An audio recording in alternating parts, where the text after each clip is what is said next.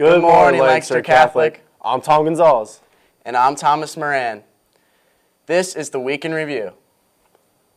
The end of the crusade for the girls' basketball team. The nation pays its last respects to a former First Lady. A former First Lady who wants to be president suffers a surprising setback. We got a taste of spring this week, so thank the groundhog. Now here's the news. We start with last night's state quarterfinals for the Lady Crusaders. Alex Howard has the latest in sports. After beating Audenried Charter 81-32 in the first round of the state tournament, the girls' basketball team suffered a season-ending loss Wednesday in their fourth matchup against Northern Lebanon, 54-45. Congratulations on a great season. Our own Joe Lobeck is wrestling today in the second round of the PIAA State Wrestling Tournament at the Giant Center in Hershey. After beating Cole Roan of Bentington High School 9-4, Joe moves on to the quarterfinals this morning. The Crusader boys and girls swim teams brought home 10 medals this past weekend in the PIAA District 3 meet. Michael Southward, William Bourne, Kayla Subrink, and myself, as well as the boys 200 medley relay, have qualified for the PIAA State meet, which is held at Bucknell University next weekend. I'm Alex Howard. The morning show crew just wants to say how proud we all are of the girls' basketball team for winning the LL League championship and the district title. What a terrific season, ladies. This week, the world lost a great American who inspired us with her class and fortitude. Nancy Reagan, the wife of President Ronald Reagan, died at the age of 94. The former First Lady was a passionate political activist. Her most famous campaign was Just Say No to Drugs. She was also a steadfast supporter of her husband throughout his political career. Today, she will be laid to rest next to her beloved Ronnie at his presidential library in Simi Valley, California. The presidential race is really heating up. Republican Donald Trump won big in Tuesday's night voting. He took Michigan, Mississippi, and Hawaii. Ted Cruz is still holding on to second after capturing Idaho. Trump leads Cruz by about 100 delegates. Meanwhile, there was an upset for the Democrats. Bernie Sanders won Michigan despite what the polls predicted. But Hillary Clinton has twice as many delegates as Sanders after winning Mississippi. Apple and the FBI are in an all-out legal battle over unlocking cell phones. The big debate is security versus privacy.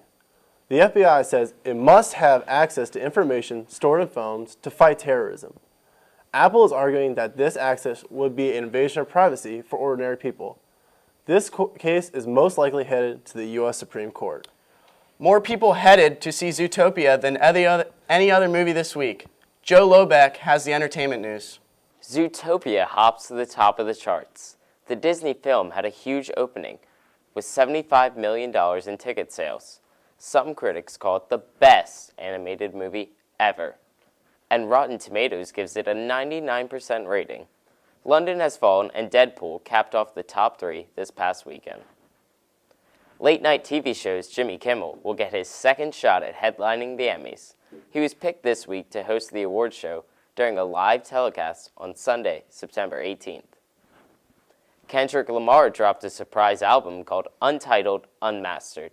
This comes just after his incredible performance at the 2016 Grammys. The new album is sure to please his fans. This could be the start of something real. Disney announced a kickoff of a nationwide casting for the latest installment of the wildly popular franchise, High School Musical.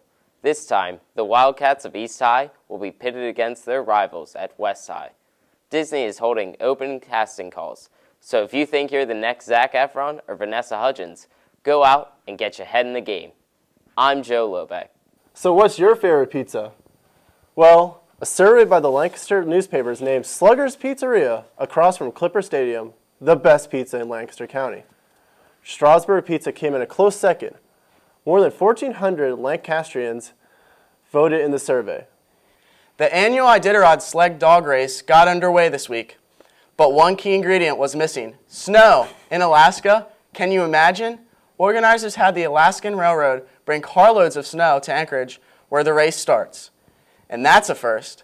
Dozens of sled dog teams will cover 1,000 grueling miles in the week-long race. Puxatawny Phil finally got it right. Spring did come early this year. We had a record high temperature this week. Some places hit 80. Millersville University meteorologist Eric Horst says the worst of the winter is behind us and, with any luck, warm weather is here to stay. In addition to that, federal forecasters say the U.S. has had its warmest winter ever. The average temperature was 36.8 degrees. That's more than 4.5 degrees above normal for winter. Another sure sign of spring, the arrival of daylight saving time. That means on Saturday night before you go to bed, turn your clocks ahead. Remember, spring forward. That will give us an hour more daylight in the afternoon. It also means we lose an hour of sleep, but hey, it's worth it. That's a wrap on the week. Have a great weekend, Crusaders.